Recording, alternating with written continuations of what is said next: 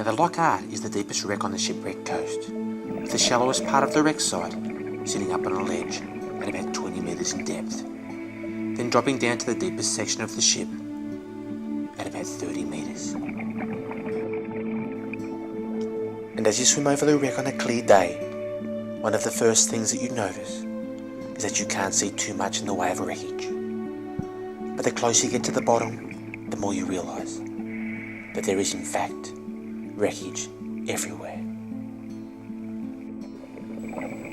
And as you swim over different parts of the wreck, you can see the old ship bollards that were used as secure points aboard the ship when the great lines were cast ashore and secured to the jetty, so the ship wouldn't drift away when it was being loaded and unloaded with cargo and passengers.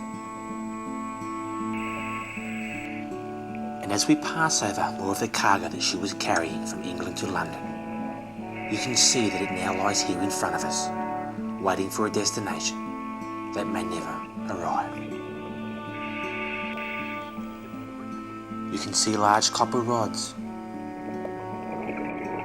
rolls of zinc that are rolled up like large rolls of paper.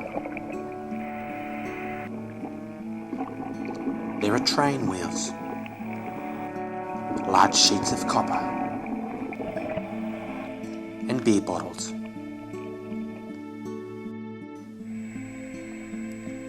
Small figurines, and barrels of lead shot that were to be used in various firearms when it arrived here in Australia, but now just line small rock pockets across the wreck.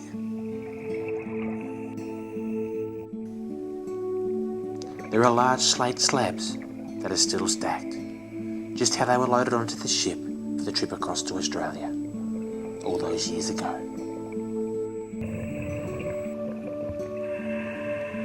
There are children's toy sets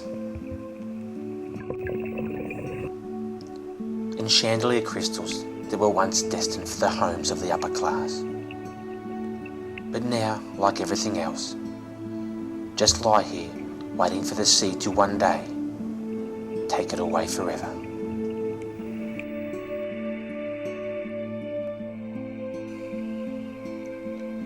And if you swim under a section of the Great Hull, you can find large ingots of lead, still stamped with the manufacturer's name on it. Pontifex and Wood, London.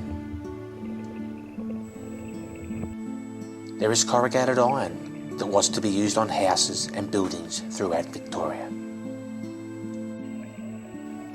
And a small anchor that was once used to help position the ship in ports and harbours. There's crates of Worcestershire sauce, still full of sauce, with the ends still tightly sealed, lying side by side, still stacked, just how they were loaded onto the ship. There's old jam jars and barrels of concrete.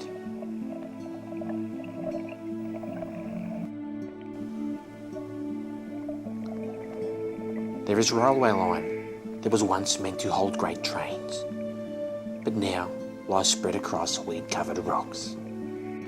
But probably one of the most impressive things that can be seen at one of the deepest, darkest parts of the wreck is a large granite headstone that seems to stand guard alone over the entire wreck site, as if protecting the 52 people that sadly lost their lives here on the 1st of June 1878. And even though it must weigh well over 1 tonne in weight, somehow, when everything else in the wreck seems to stay where it is and never move, the headstone moves around the wreck. It never goes far away. It never goes out of sight. But somehow, in some way, all by itself, it moves. And as we follow a cuttlefish over the final part of the wreck, like the ship we see here in front of us, as we return to the surface, it also drifts away, out of sight, but never out of mind.